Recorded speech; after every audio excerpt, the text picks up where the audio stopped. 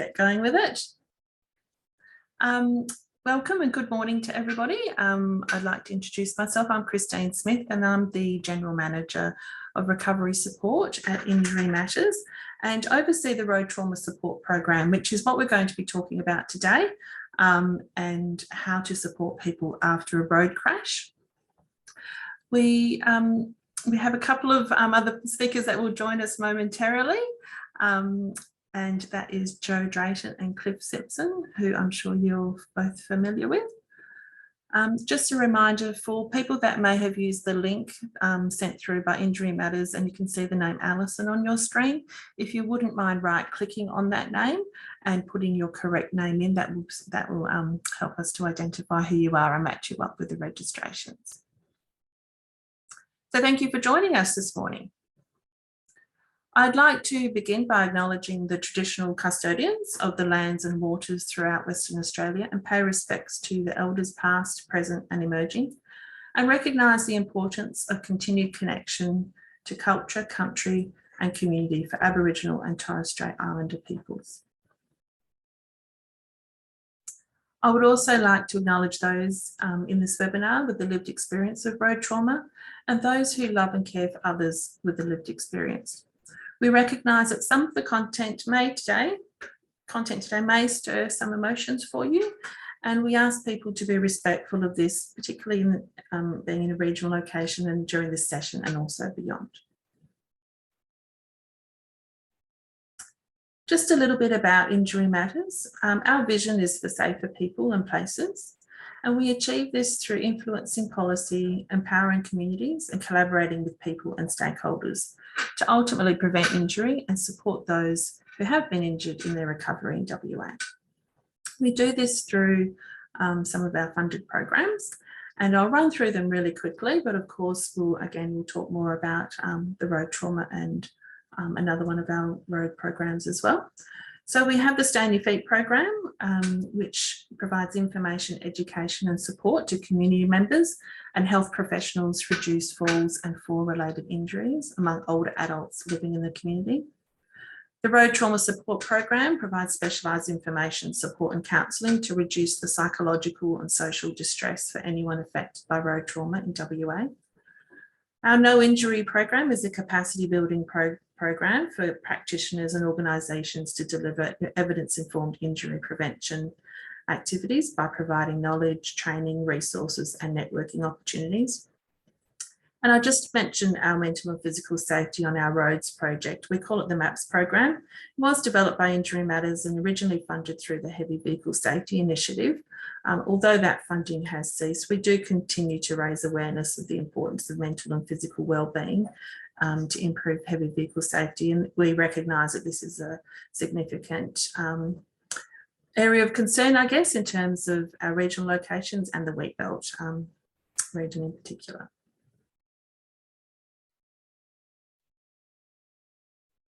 We are able to provide these services and programs through funding received by the State's Department of Health and through the Road Trauma Trust account and contract management provided by the Road Safety Commission. Again, as I mentioned, I will go through those road trauma programs a little bit more specifically through this coming up really soon. This webinar today has been very kindly supported by the CBH group. I talked about the MAPS program, and last year we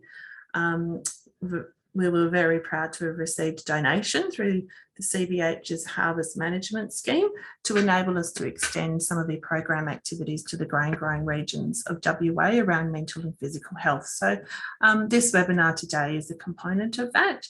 I'd also like to acknowledge the support from Holyoake and in particular the work that we are doing around the Wheatbelt region with Joe, and also Wowga and the Road Rise program, and again the work we are doing with Cliff. So I'm just going to hand you over to Joe, and she will give you a little bit of an intro as to how she got involved in this webinar today, and likewise with Cliff to follow. Thanks, Joe. Thanks, Christine. Welcome, everybody. I would also like to acknowledge the traditional custodians of the lands that we are virtually meeting on today. For me, it is Balladong Noongar country. And I would also like to acknowledge the ongoing partnership that I have with Injury Matters and Road Trauma Support, and also welcome Roadwise into this collaboration. Obviously, my interest in this project is we know that trauma and individuals that experience significant events or critical incidents in their life can contribute to their overall distress. And if not intervened, or if we don't get a therapeutic intervention, unfortunately can go on for individuals developing thoughts of taking their own life. So I am very, very proud to partner with Injury Matters today. I just very, very briefly want to provide those that don't have sound knowledge of the services that Hollyoak provide, just give you a couple of minute overview. So Hollyoak are an alcohol and other drug counselling services. We have physical locations in Narrogin, Northam, Moora and Merredin, but provide outreach right throughout the entire wheat belt. So that's to about 212 communities and 43 local government areas. Our clinical service provides alcohol and other drug counselling to individuals that choose to misuse alcohol and other drugs, but also to significant others. So that is family and friends that are being impacted by another person's alcohol and other drug misuse. Then we also have a position, the Wheat Belt Aftercare Coordinator. This position provides support to people after an attempt or after a presentation to an ED with suicidal ideations, and also provides support to family members. In the prevention team, we have our Wheat Belt Alcohol and Other Drug Prevention Officer that provides support to individuals and also communities and a gamut of education and training around alcohol and other drug prevention. And then there is myself in my capacity as the Wheat Belt Suicide Prevention Coordinator, who works with individuals, families and community to prevent suicide and increase community safety. And then I also work, a large part of my work is in the postvention space. So that is providing support to individuals that have been impacted or bereaved by suicide. Really quickly, just want to make mention of a federally funded project we have this year, which is the Wheat Belt Suicide Prevention Project. Through this project, we're working with general practices. We're also providing a gamut of free education, training and workshops right throughout the Wheat Belt. We also have a grant round providing grants so that place-based grassroots suicide prevention activity can be undertaken. And then we also have a community champion pillar, which is identifying community champions right throughout the Wheat Belt and building a community of practice and empowering them and increasing their knowledge so they can deliver grassroots suicide prevention activity. So if you would like any further information about Hollyoak or anything I've spoken today, I will put my contact details in the chat. Thank you.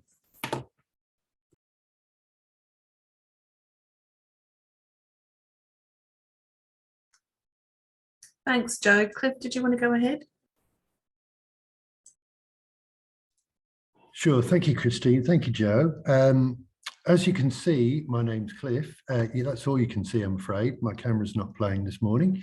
So the subject of this webinar is to support people after a road crash. I work for Wilder's Roadwise programme in the Wheat Belt North region, and my role is in crash prevention. And it's working with local governments to improve safety on local roads. My contribution today is mainly about the concept of zero fatalities and serious injuries on our roads. I'm just going to talk briefly about the road safety strategy for WA 2020 to 2030. It's called Driving Change, and here are some key points.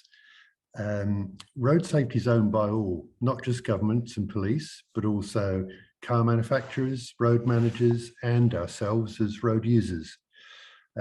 Many road deaths and serious injuries are preventable, and while we may not be able to eliminate crashes altogether, the strategy's vision of Imagine Zero is that the outcomes should be less severe. We might also agree that no one deserves to be killed or injured in a road crash.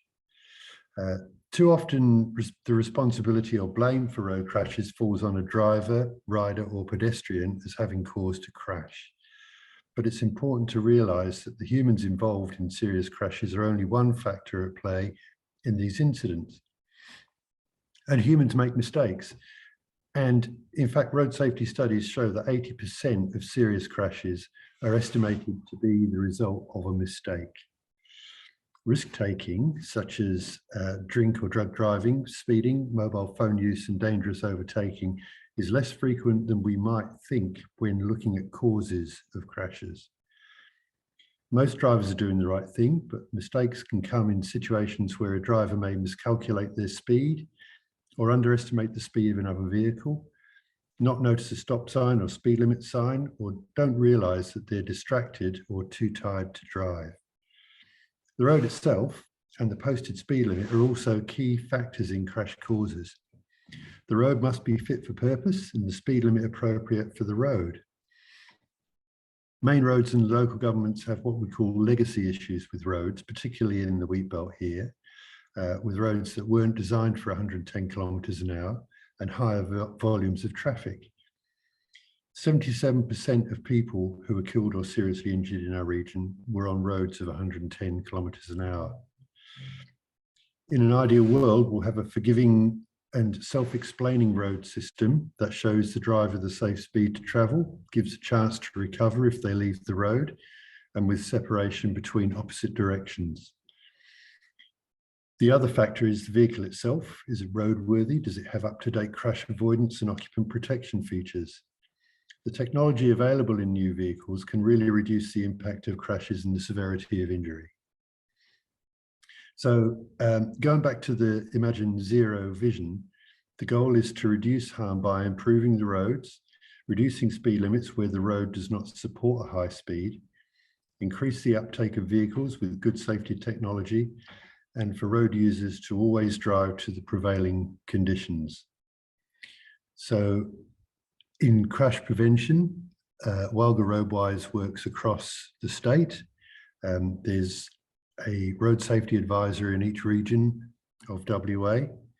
Once again, my sort of region would be from Jurien across to Southern Cross and down to York, and the 24 local governments in the middle.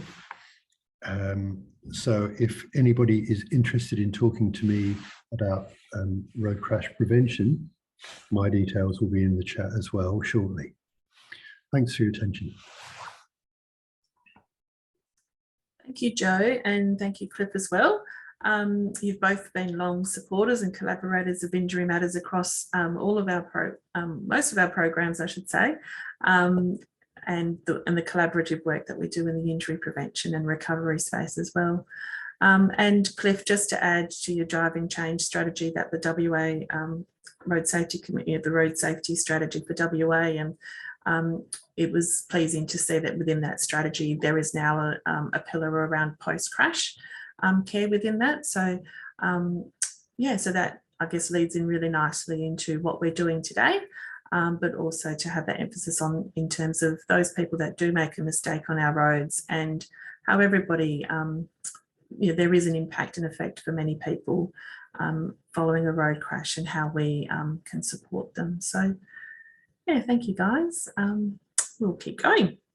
So today's session will cover the impact of road trauma in WA, some common reactions experienced after a road crash, understanding grief, loss and trauma after a road crash, and where and how to access support for yourself and others. This webinar is intended to provide a greater understanding of the wide-reaching impacts of a road crash, common reactions and how to access supports. The information we're presenting today is relevant to anyone in Western Australia. However, the data and the supporting information that we're providing will focus on the Wheatbelt region. And we will look briefly into the psychosocial impacts of road trauma and provide an understanding of how road trauma support WA may be of assistance to individuals, communities, and also workplaces as well. And also for those people whose work may expose them to road trauma. Just some really brief session rules. Today is not intended as a set therapy session in any way. We do ask that people respect each other and be aware of the impact of what might be covered today, particularly for yourself as well. And in that case, should any of the content bring some strong emotions for you, our team is here to assist. We do have a staff member available should you need some personalised support, and we ask you to call our number, the 6166 7688, or email us at admin@rtswa.org.au, and we'll be able to assist you there. We're available during this session, but also will be available after the session as well. Just some little housekeeping, I guess, using Zoom today. It will be you hearing me talk for the next hour. We'll be using the chat function to drop in some resources and links for today, but also welcome you to use the chat function to introduce yourself to everybody, and also if you would like to acknowledge where you're actually joining us from as well, then that would be lovely. We do have time at the end of the session for questions and answers, and you'll see on the Zoom function the Q&A function. If you do have a question, if you can pop it in there, and then we'll attend to that at the end of the session. So I'm going to start by just having a look at injury in the wheat belt. So this is what Injury Matters does, and looking at the incident of transport as a mechanism of industry. This slide will actually be made available to you. What I like about it is it just shows a little bit of a comparison for you where you may be located, to be able to see what the incidence of injury is in your area. Injury is the leading underlying cause of death in WA for ages 1 to 44 years. And in 2018, throughout the wheat belt, there were 55 fatalities, and in 2019, there were 4,698 hospitalisations due to injury. And the hospitalisations consumed just under 30,000 bed days, and at an approximate cost of just roughly just under $50 million.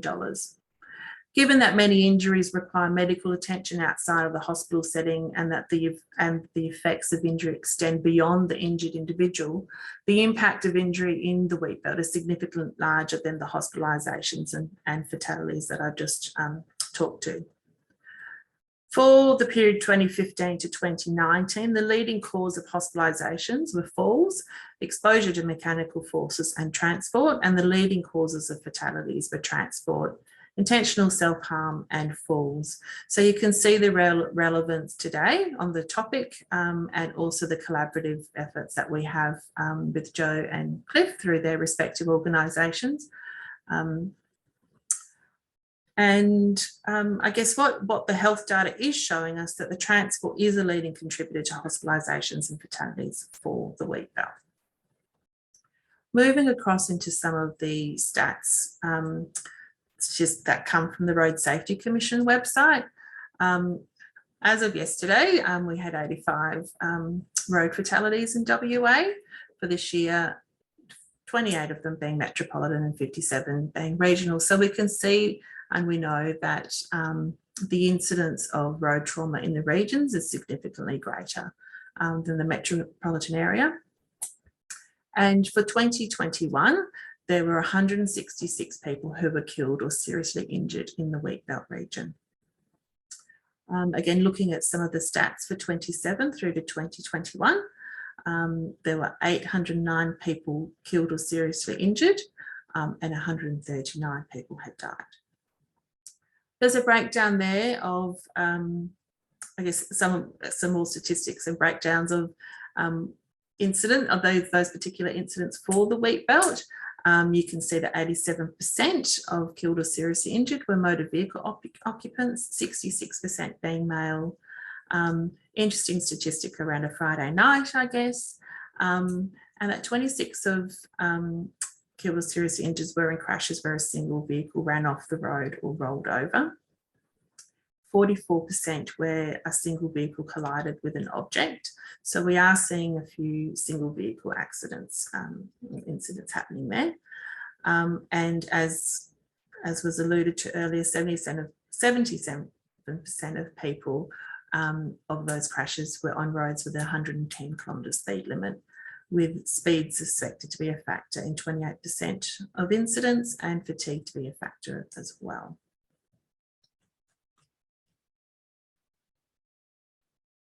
These statistics don't reflect the many others who may be impacted by death and serious injury other than those directly involved, and can include passengers, witnesses first on scene, first responders, trauma specialists, families, friends, and communities left dealing with loss, disability, grief, and trauma after the incident.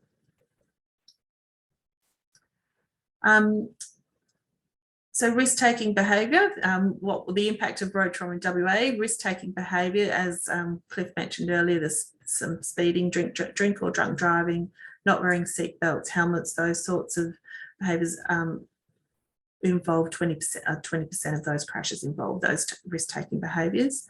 It's roughly 70 to 80. So Cliff, I know I heard something different from you, but I'll update those statistics. But what we do know is that there's a large majority of crashes which do involve human error, and it's most people are following the road laws, but we are not perfect, and people do make errors through perception, judgment, or prone to lapses in attention, i.e. we are prone to make mistakes.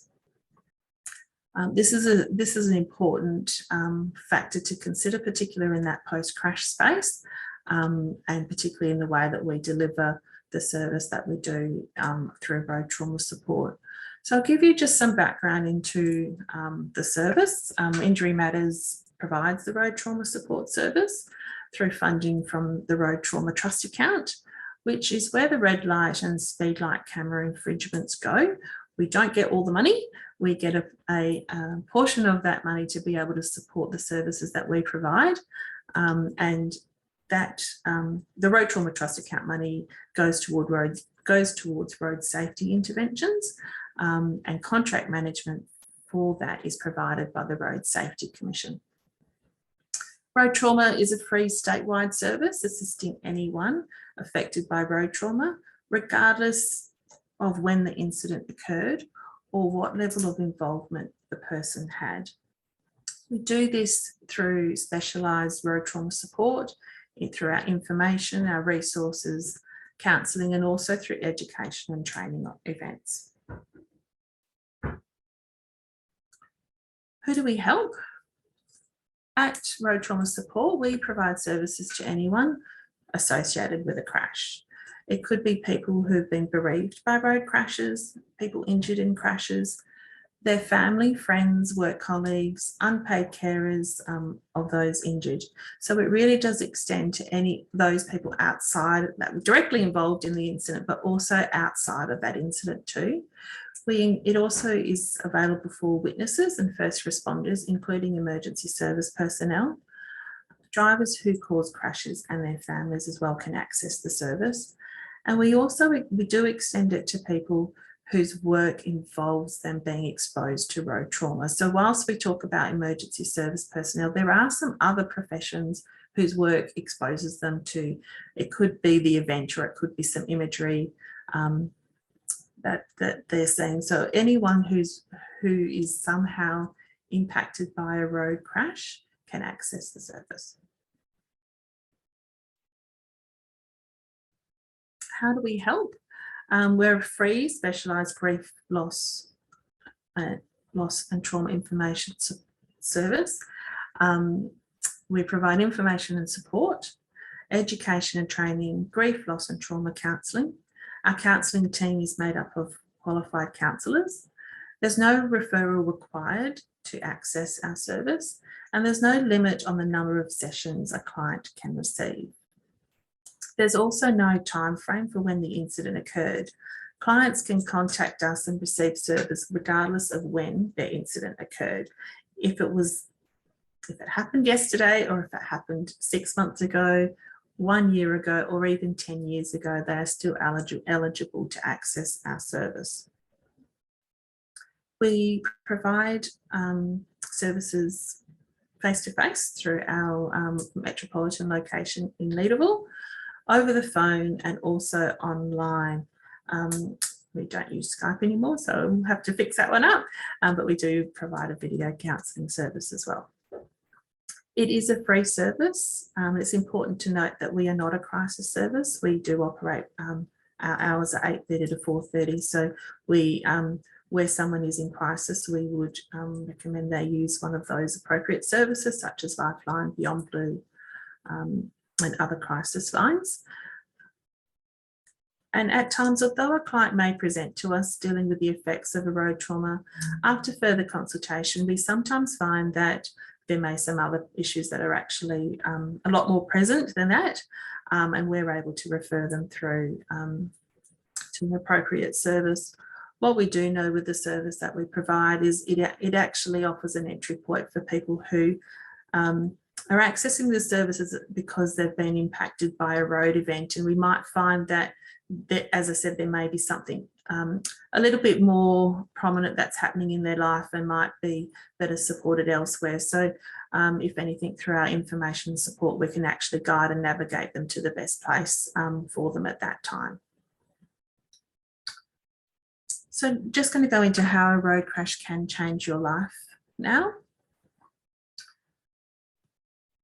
So a road crash doesn't just end at the scene. There are ongoing and other issues that can be experienced. This pie chart just shows down a breakdown of all the different elements that can impact an individual, and a family, a community. So looking at these things include medical and rehabilitation. So this can depend on the severity of the injury and also any pre-existing conditions that may come about, and whether it's a result of ongoing directly, as they're having care within a hospital setting, but it's also that rehabilitation and care at home. Financial difficulties, these sorts of things can be as it could be car repairs, it could be medical costs, again, loss of income, if there's any funeral arrangements that need to be made, if the primary income earner is now no longer able to work and caring options come into play, then that can have a big impact. And also also includes some disputes that may be coming around, or some issues that need to be addressed around insurance, whether it be personal insurance, workplace or other compensation schemes as well. So there are other impacts that need to be considered. Impacts on the communities, it can be disruptive to your social life, work and schools. For regional towns, it's been known to divide communities.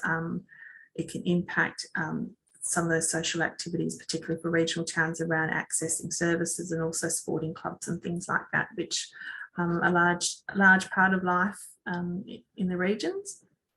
It can change family dynamics and family relationships, whether it be through the loss of a family member, the loss of ability to do what you used to be able to do. It can also change that relationship and role. So where it might be a couple relationship can turn into a carer type relationship as well. And also where children involved too, there may be occasions where children are stepping into that carer role too. So it really can change the dynamics there. Media intrusion, this can occur at different times.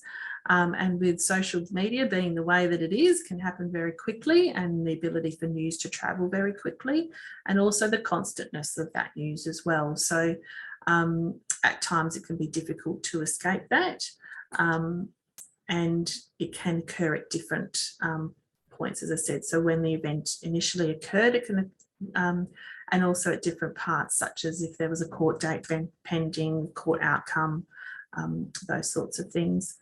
Coronial and forensic investigations can pop into the way as well, and these are often delayed and can also cause some re-triggering events as well, as can court cases and investigations too. There's also comes to the psychological and emotional impacts as well. So as you can see, for an individual, road crashes have a significant and ongoing impact on the life of those involved, and also relevant to others affected, including their family, friends, emergency personnel, and also witness. It's important to recognise that the impacts of road crashes go further than the physical injuries, and that there are ongoing psychological impacts resulting from road incidents, and a lot of these little pieces of the pie chart have elements into how that can impact psychologically as well.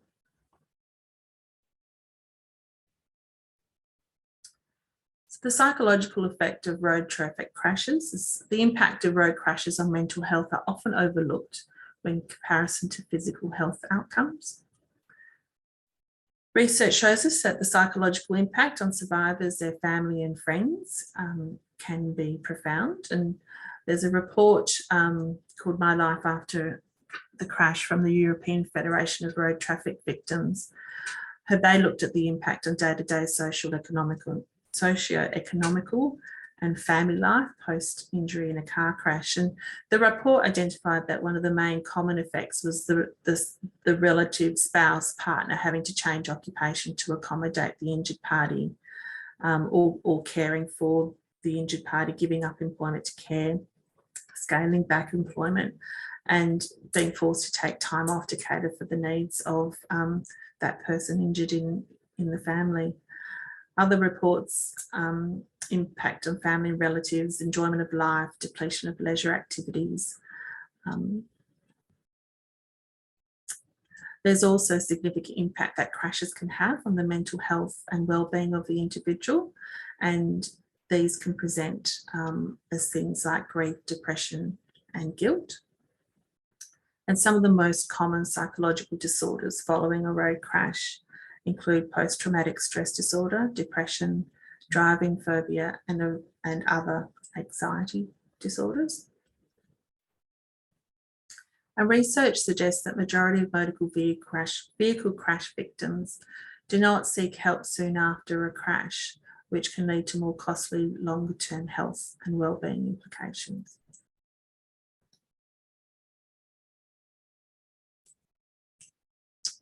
So just looking at psychological and emotional impact further, a road crash is deemed a stressful event and or a traumatic experience.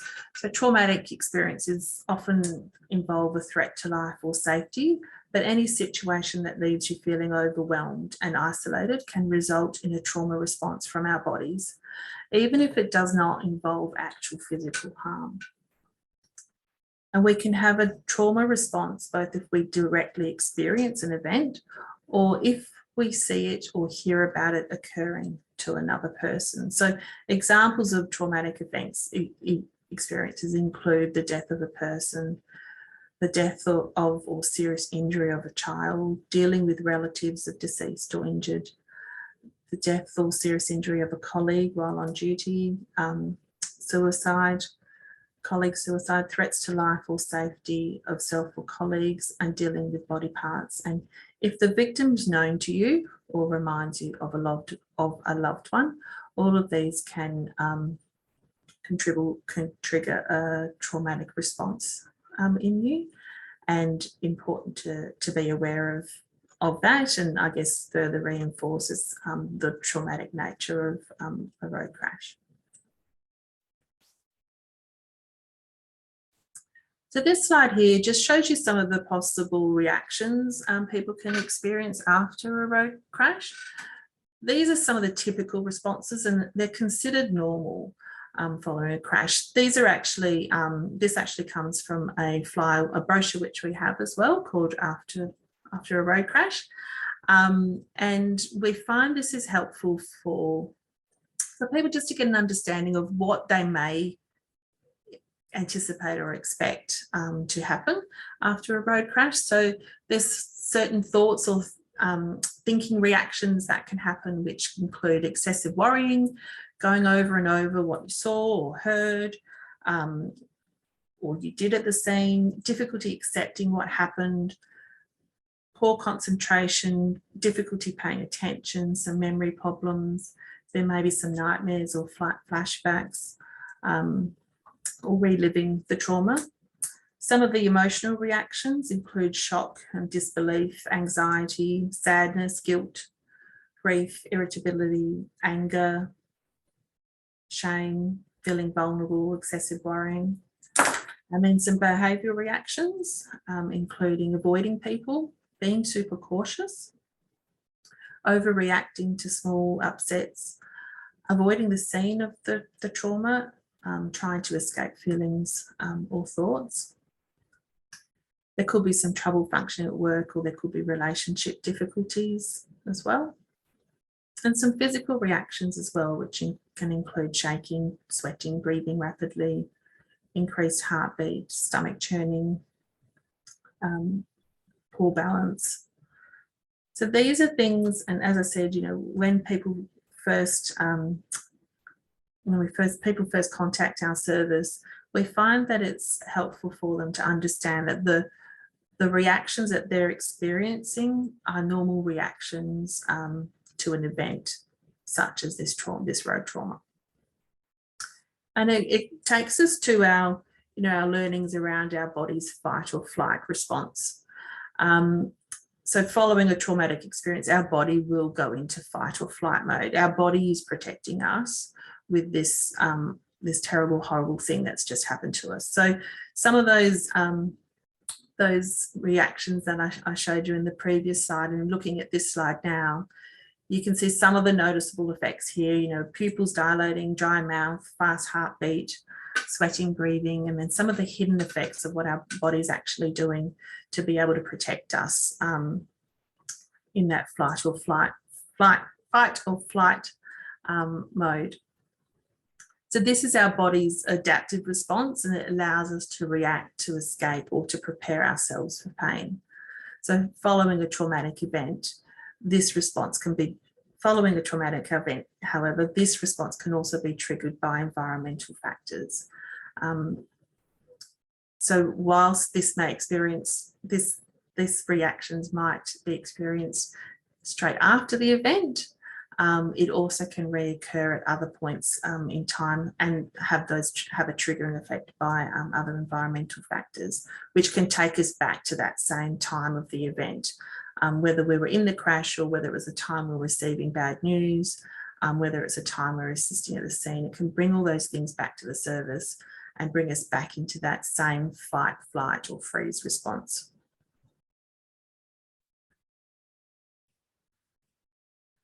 We know that one of the most common emotional responses following a traumatic event is anxiety, and we also know that those certain environmental factors such as sirens and sounds can also trigger emotional distress, and again take you right back to where that traumatic event first occurred, or cause people to fear that it could happen to them again. So we call these trigger events, and they can happen at any time.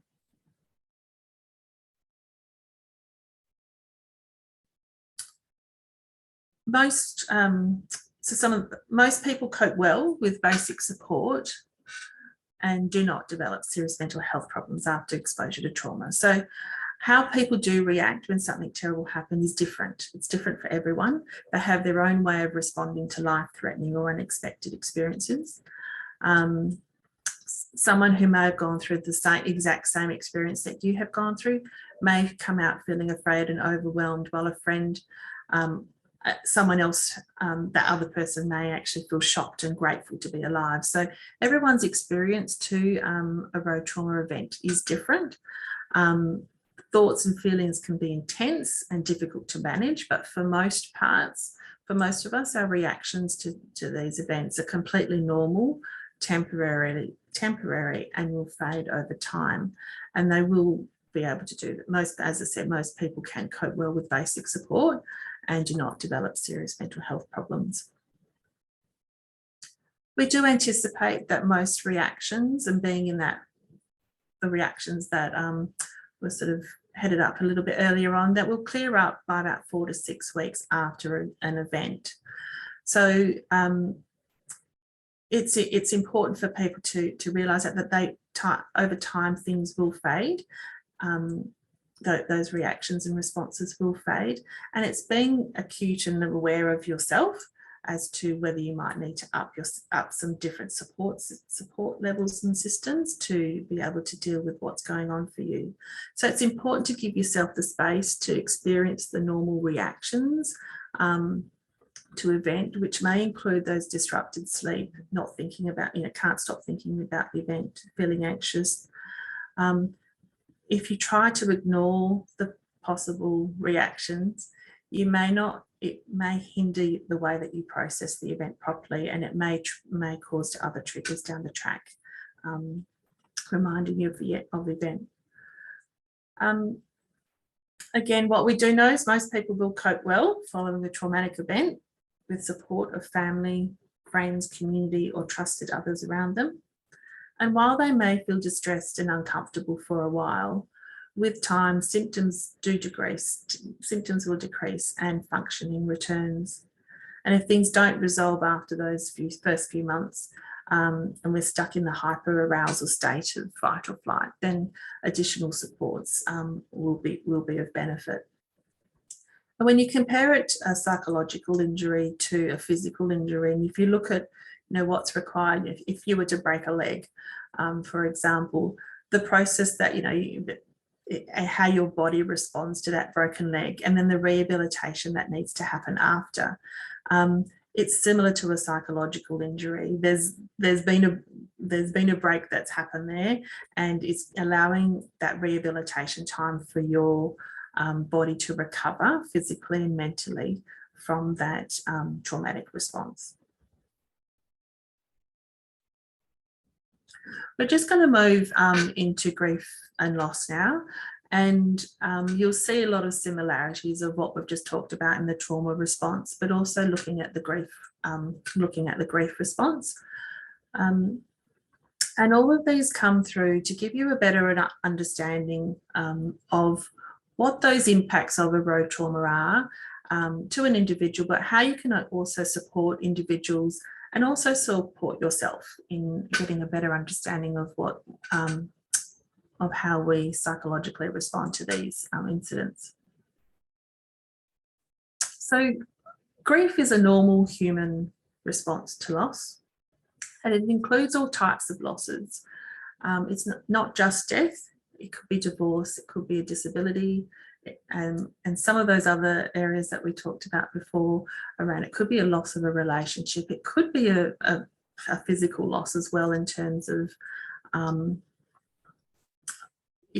just the loss of income, and also loss of a vehicle or whatever. So there are all different types of losses when we talk about grief and we talk about loss.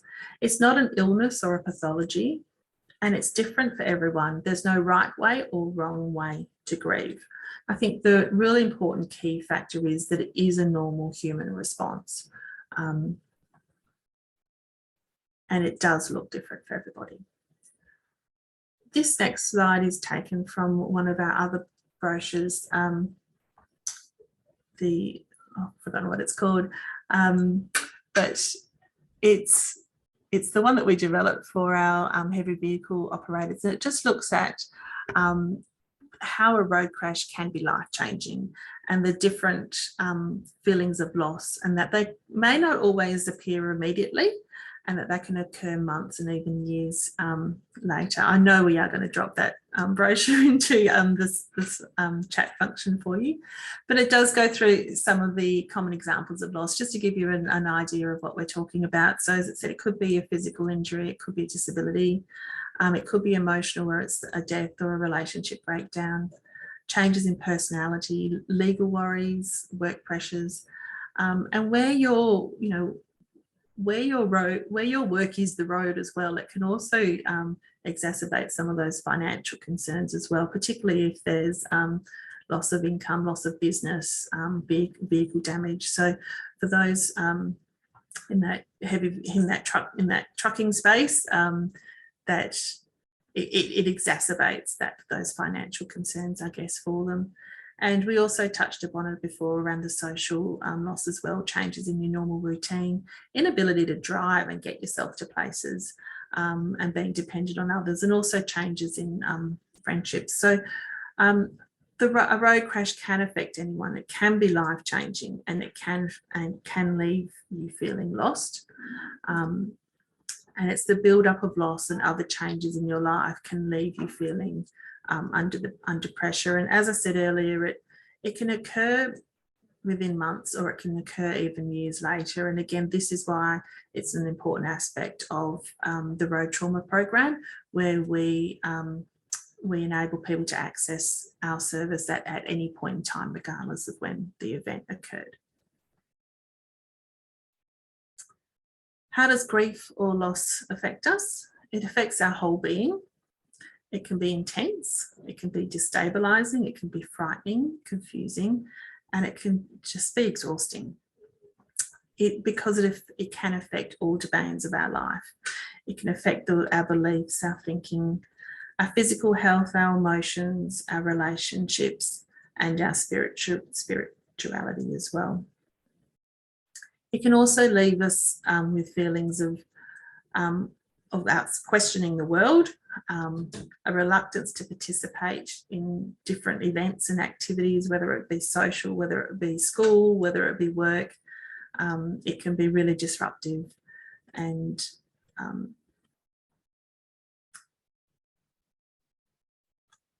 it doesn't have an end point, I guess, is the other part as well. It can be very consuming, and it doesn't necessarily have an end point. Just some incorrect assumptions about grief. I talked about the end point, and often people think that there's some incorrect assumptions are that people can think that there's different stages that you will go through when you're experiencing grief or loss. And if you look at the image on this slide, it shows this straight line, and it's how we want grief to work. You know, the incident happened, we get to the end, we're all good, we're okay.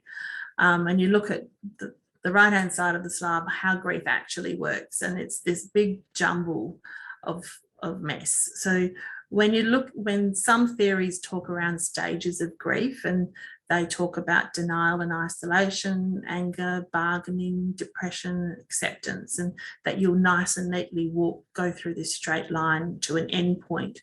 What theorists are now sort of talking to is a real jumble of all of that stuff, and you can actually flip from different emotions, different stages and different emotions. There's no linear way of working through grief. There is no end point, and life doesn't necessarily return to normal. It's a new normal. And those other incorrect assumptions about detaching or letting go, particularly if there is someone deceased. Again, what works for some is not going to work for all. And there is a nice model by Tonkin's, called Tonkin's model of grief, which is around growing around grief, and it represents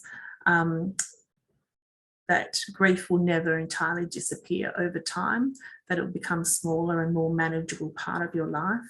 So even though grief is still there, there's a new life, a new normal life that expands around it. So you grow around grief.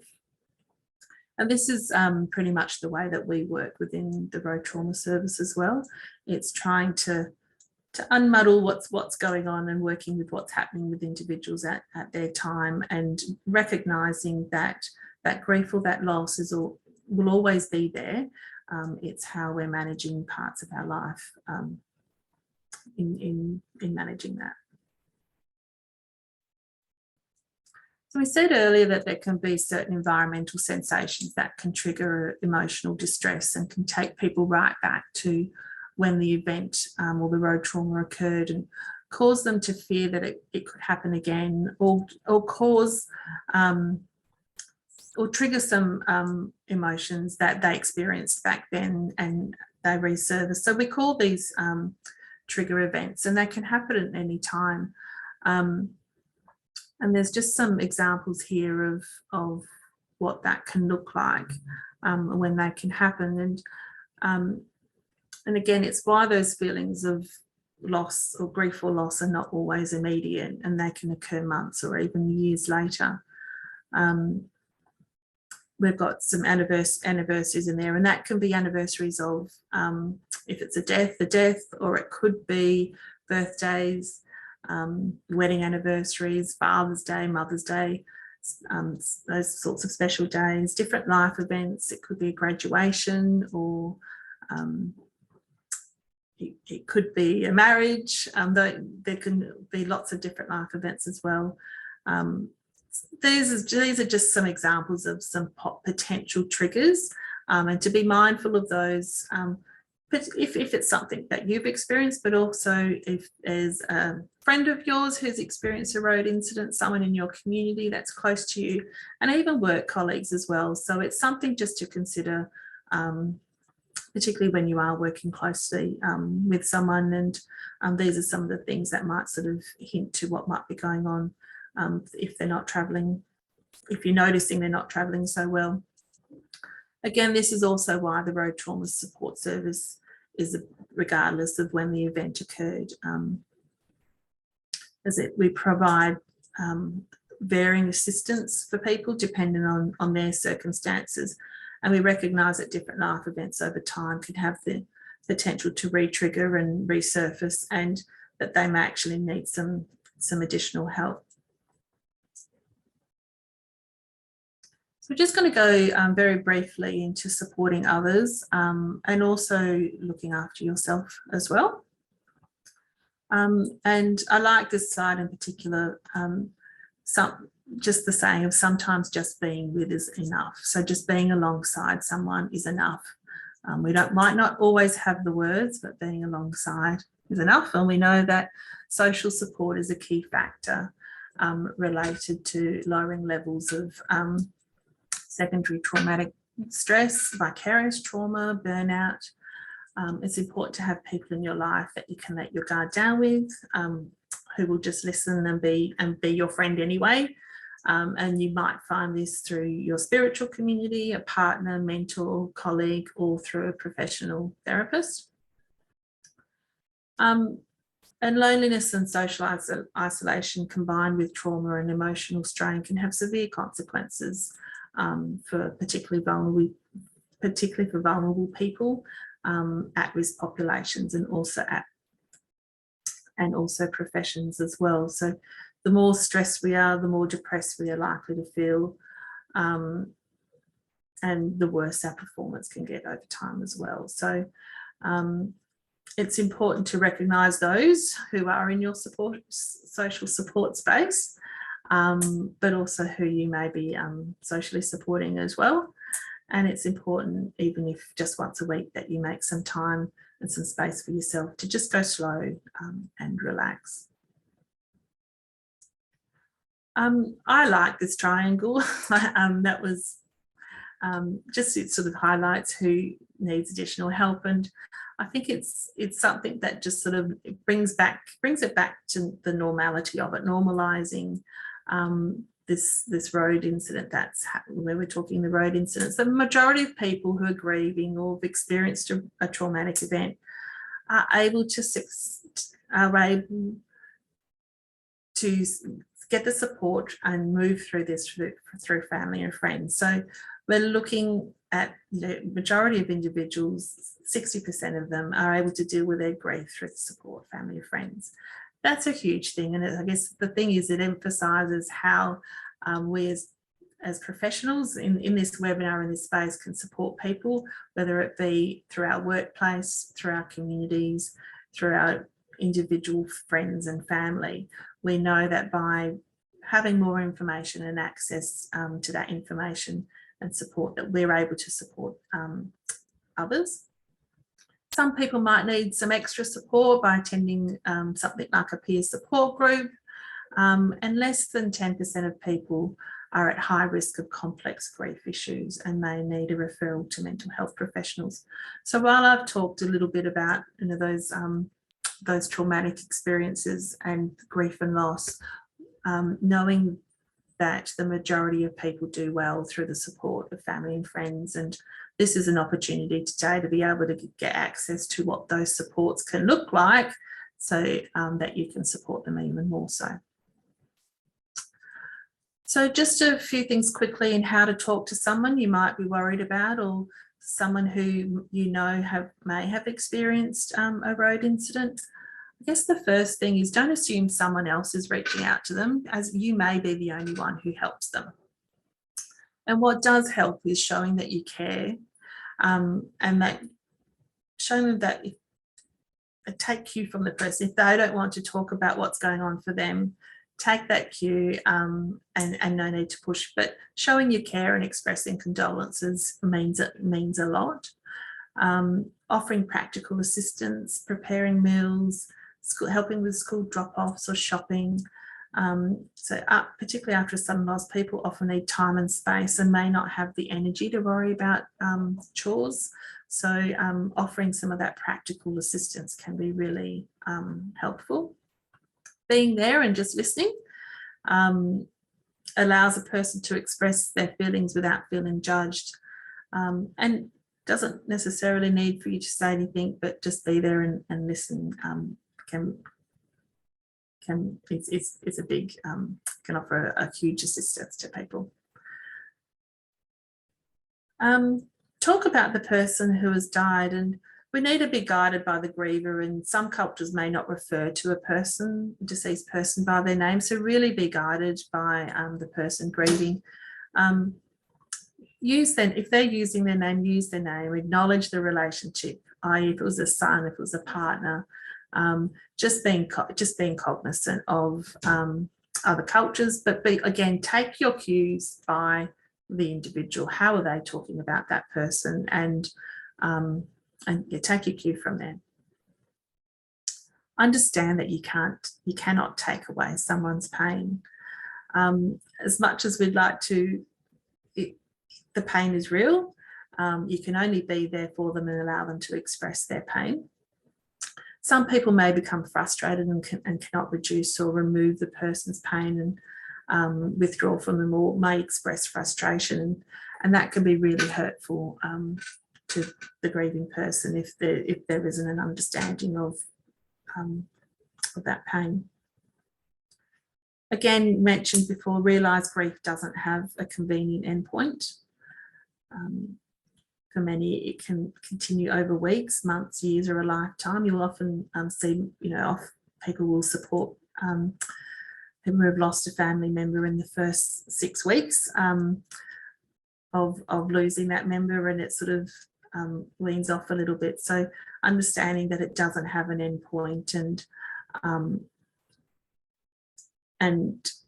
it's allowing that time and offering some of those supports in post the 6-week time as well, and is really the moment where it offers you a good check-in time for them, because as we said earlier, if some of those reactions around grief and loss and trauma are still there around the 6-week mark, then that allows you an opportunity to be able to give them some information and support to access some other services as they might be needing them. And help to slowly return to some normal activities. So these are all the things that can be helpful to someone that you might be worried about. It's also too important to acknowledge that you need to look after yourself, as supporting someone else who's experienced a loss can take a toll on you, and make sure that you take time to reach out for yourself, and also to reach out to other supportive people in your life. You might also find it helpful to talk to a mental health professional or relevant organisation or group. Just some things to avoid if you are talking to someone you're worried about. Avoid using cliches, such as these can upset people, particularly if they're bereaved. For example, she's in a better place now, it was meant to be. They can be upsetting, so try to, I would aim to avoid those. Avoid saying, I know how you feel. Rather encourage the person to express their feelings, so don't assume that you know how they're feeling. Avoid expressing your own judgments or criticisms, or offering unwanted advice about how they should be grieving. So things like, you should be over it by now, or your crying is upsetting others, aren't helpful at this time. Avoid interrupting and offering examples from your own life. So avoid interrupting with examples from your own life. and don't compare your situation to their situation. Allow them the time to be able to talk to what's going on for them. Trying to find something positive in the loss is a difficult thing to do, and it's not necessarily going to make them feel any better either. Don't take over. If you're offering support, make suggestions, but allow the bereaved person to make their own decisions. Remember that sometimes you have to ask a number of times and be patient, as people can shut down, be in shock, or even push people away in the early stages of grief. So they may not know what it is that they want. It's just it's allowing that time to be able to help and offer, and as I said, offer some of those suggestions. Don't avoid grieving people because you don't know what to say or do. We hear this quite often coming into our service, that and is quite distressing for people as well. Remembering that grief can be long term, so you don't avoid people. If as I said earlier, it can be difficult to know what to say to people, but often just acknowledging people and knowing that you're there is often enough for them.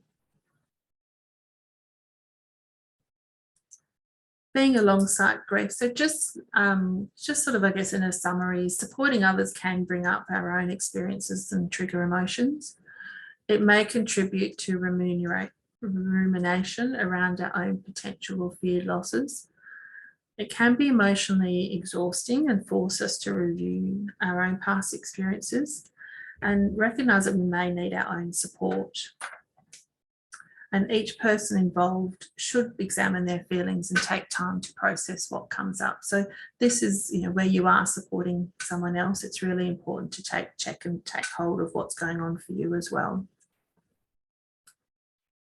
And in supporting yourself, your own self-care is very personal, and what works for me won't necessarily work for you, but there are some self-care strategies can increase our levels of stress and anxiety.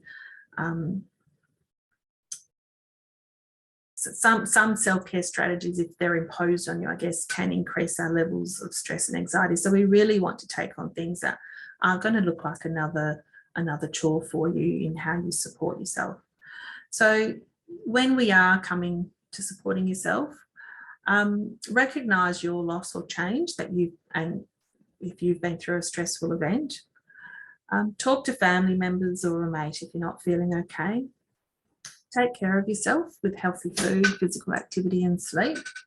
And these are really important parts of trying to bring your body's response down, your fight or flight response back into a meaningful optimum level for you to be able to perform. Try and maintain a healthy routine. And if you are experiencing grief or loss or trauma, take your time and postpone any major life decisions. Give yourself the time to be able to do that, and give yourself the time to adjust what's going on for your loss so that you can be more clear-headed and minded when you are making some of those important decisions. Spend time with people who care about you and do activities you enjoy. Don't be afraid to do things that make you smile, give you a sense of achievement, and just things that you enjoy. These are things that your body needs to be able to lift you and put you back into that good state of body, mind and spirit. And seek professional support for physical, emotional, financial or social worries. I guess just to summarise again, remember that loss is common and grief is a normal reaction. Grief and trauma can feel overwhelming, exhausting and frightening, and people need to feel safe and supported no matter what. When supporting those who are grieving, accept that you cannot fix the situation or take away their pain. You can only be present, offer support, information and resources. And supporting those who are grieving or traumatised can lead us to experience excessive loss and helplessness, and to be aware of the impacts and manage these through our own self-care. We do have, as I said, this is a reasonably quick module, but we do have other training and education sessions that delve into all of these things in a little bit more detail than what we are today. We're just touching on them today. Just some of the signs you or someone you care about may need some additional support. And again, if these symptoms are persistent for more than 4 to 6 weeks, then that's giving you a really good indicator that some other intervention might be required. So if you're feeling very upset, distressed, fearful or numb, and it's not getting any better, nightmares or feeling jumpy all the time, can't stop thinking about what's happened, can't enjoy life as you used to, or an increase in risk-taking or behaving dangerously, extended withdrawal or isolation from family and friends, use of alcohol, drugs or medications to numb feelings, trauma reactions are interfering with relationships, work, school and lifestyle, reoccurring panic attacks, self-care and support from family and friends doesn't feel enough to cope. So if you've upped your self-care, you've connected with others and doesn't seem to be helping or doesn't feel like it's enough, then and some of these things are persisting, it's then time to seek some extra support. And a great place to start with in accessing that support is your local general practitioner, your local GP. Just going to go through quickly, I'll go through it really quickly, how road trauma support does help.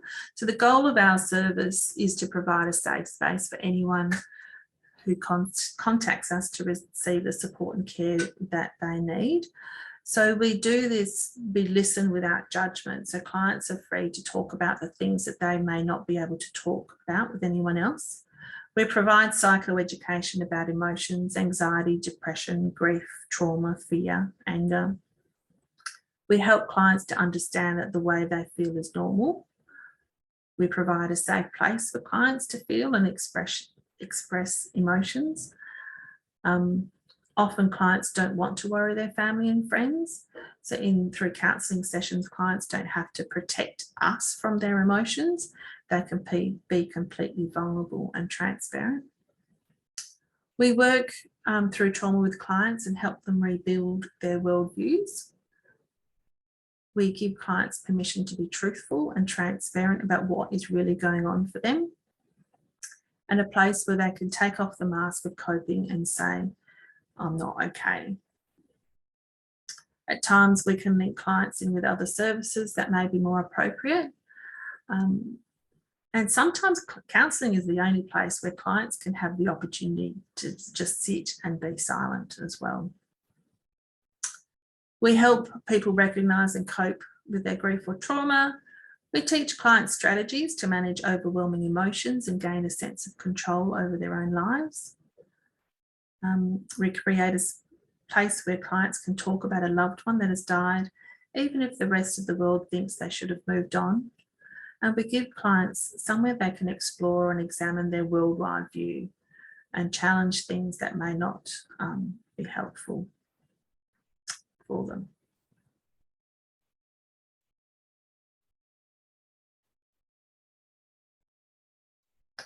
So I'm just going to go briefly through what happens when someone contacts us. So we just saw some of the reasons why what people do contact us.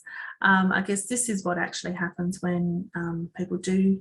They might phone the Road Trauma Support Service. We may get an email or a web inquiry that comes through.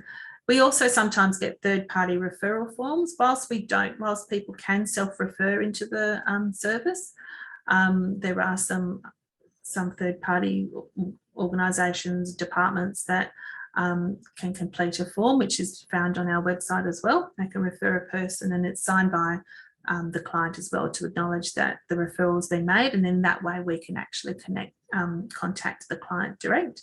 A lot of these come through WA Police and also through hospitals. But anybody working or knowing of someone who's been impacted by road trauma can use this third-party referral form. We don't call clients unless they've called us first, or we've had this third-party referral form as a respect of privacy and confidentiality.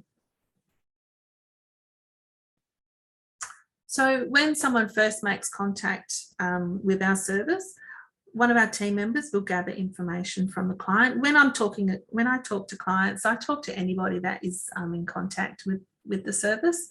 So it could be an individual who has experienced a road incident, but it could also be someone who's representing a community, a regional area location.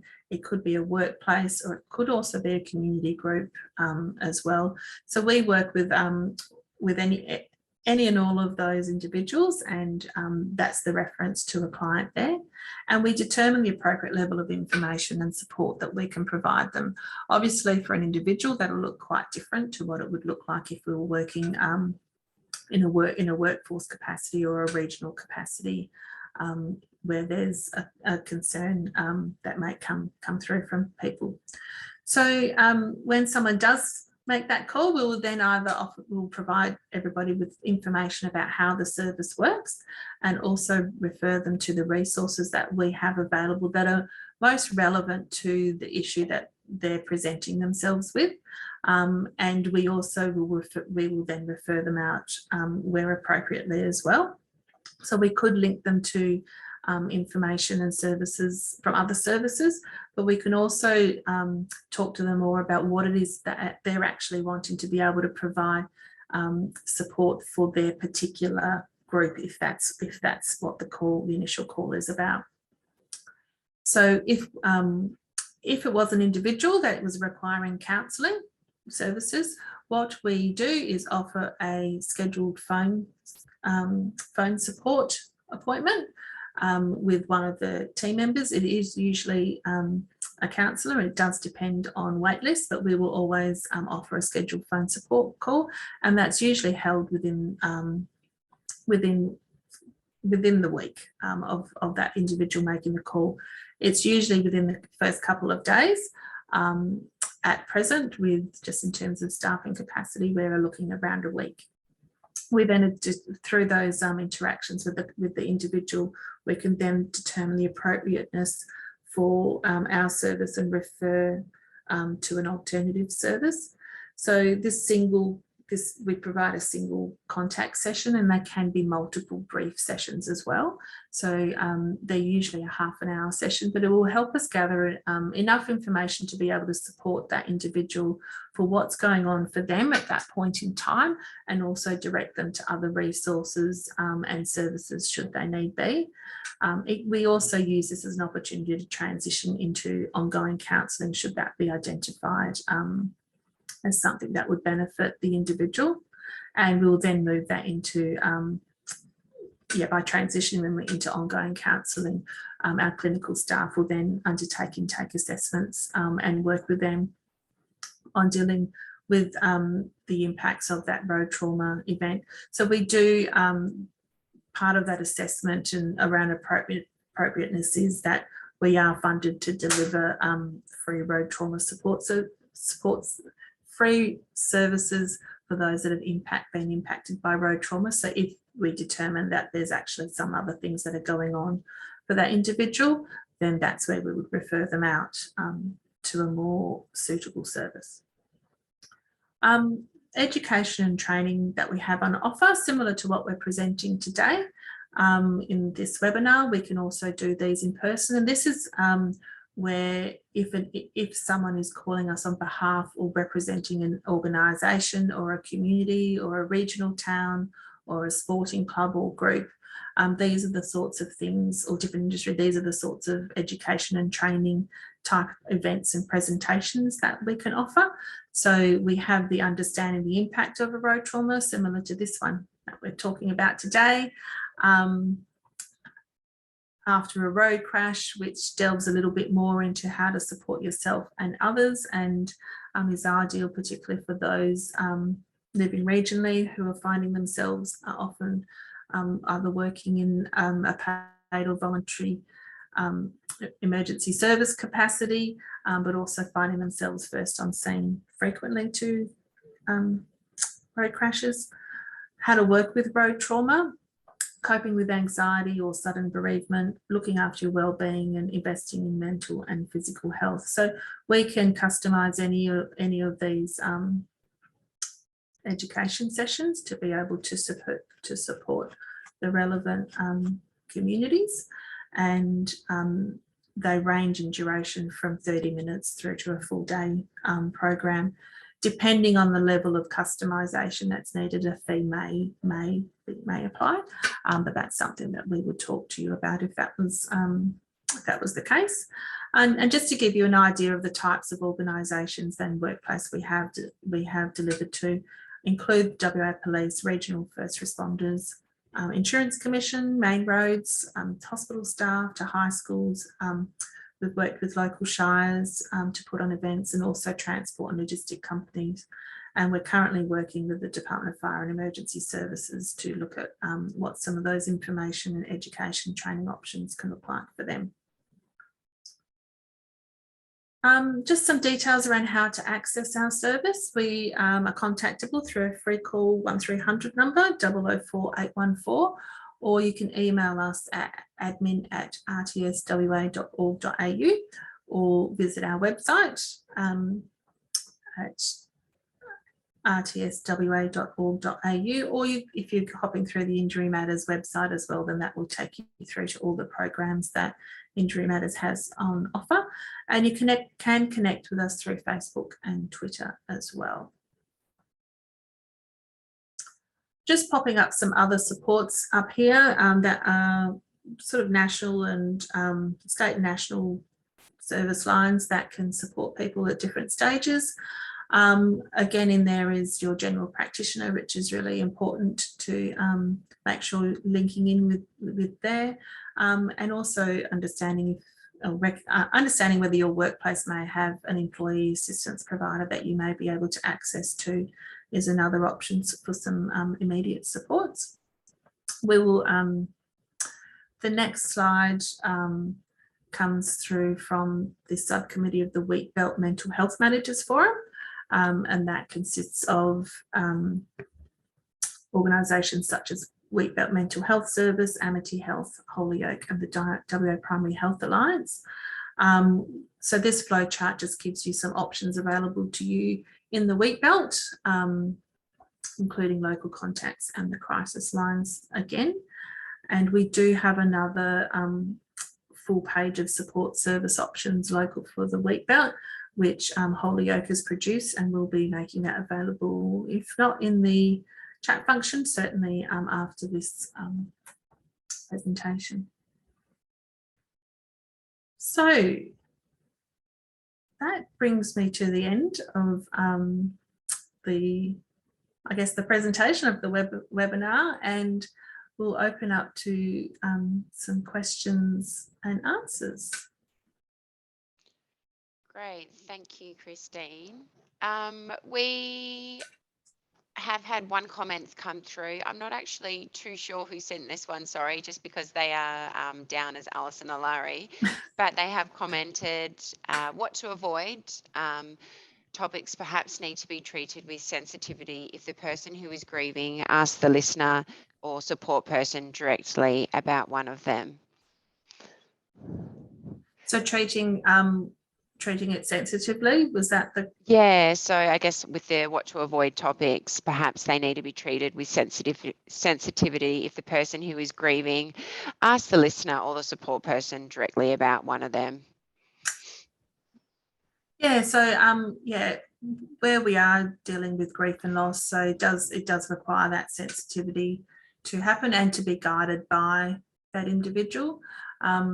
If the person is asking about, if they're asking about the individual who's meant to be supporting them, if that's correct how I'm interpreting that, then I guess it's being guided by that, and also being guided by where's that person at for themselves, and what's the level of information that they need to be taking on as well. So I guess it's coming back to what's the focus of that level of support that you're giving that individual at that point of time.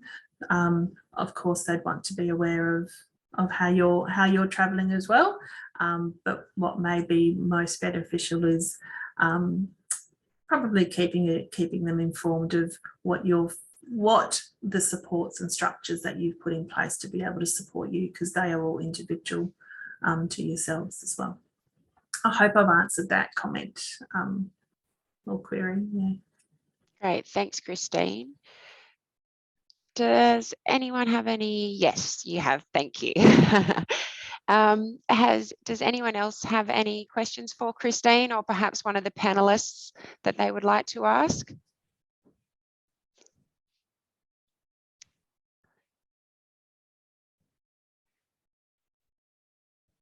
I think that might be it, Christine. I think you might have gotten off the hook easy today. Oh, okay.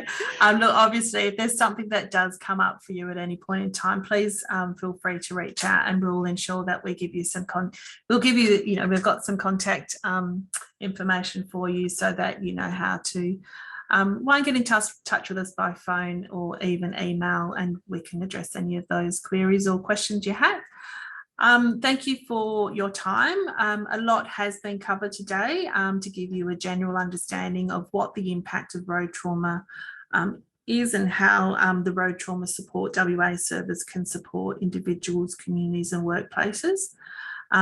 We do find that working in this space, the service can be beneficial to you and also to us by reaching out. If something is going on in your community, by reaching out to us as well. Not only does it allow the opportunity for you to share that, what may be happening for your community, but it helps give us even more insight and in-depth knowledge as to what is happening and how we may be able to assist and support and help get our service to a point which is adaptable and can be flexible to what's needed in particular communities. So please don't be afraid to reach out to us as well, because we value the information and knowledge that you have for us to be able to better support people and communities. The resources that we touched on today will be available online in terms of our brochures and fact sheets and all those sorts of things. And if we can deliver something, if you are interested in us delivering something a bit more comprehensive than what we've covered today, we've only just touched on components of grief, loss and trauma after a road crash. So if there is something a little bit more detailed that you think would be of benefit to you or your organisation or your region, please be sure to let us know. We will be following up with an evaluation form, so we're keen to hear from you in what would be helpful again in any training aspects. I'd like to thank Joe and Cliff again for their input today, and also the support in putting this webinar on and gathering and promoting it as well. And again, encourage you to reach out to us should you need any additional supports. And I look forward to delivering more and being able to support even in this space, I guess. So thank you everyone for your attendance and participation.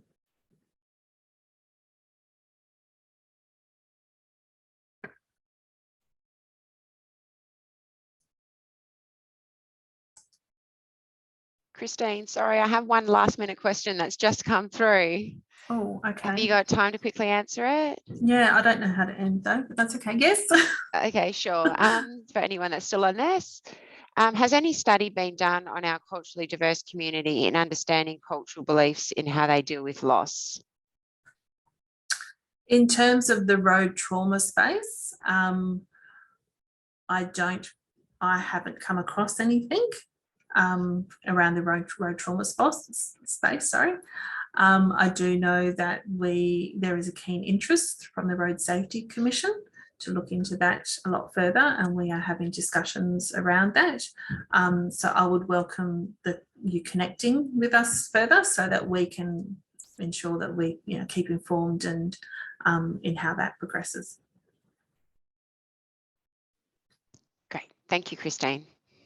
All right. And can I just add, sorry, that I know that specific to grief and loss, Pat Dudgeon and the work that she is doing are looking at culturally secure and sensitive grief and loss resources and information. So I'm happy to put the link in the chat up to where all their research and resources are housed. That would be awesome. Thank you, Jo. Okay, if there's no further questions, I will end the webinar. Thank you, everyone. No further questions this time. Thank you.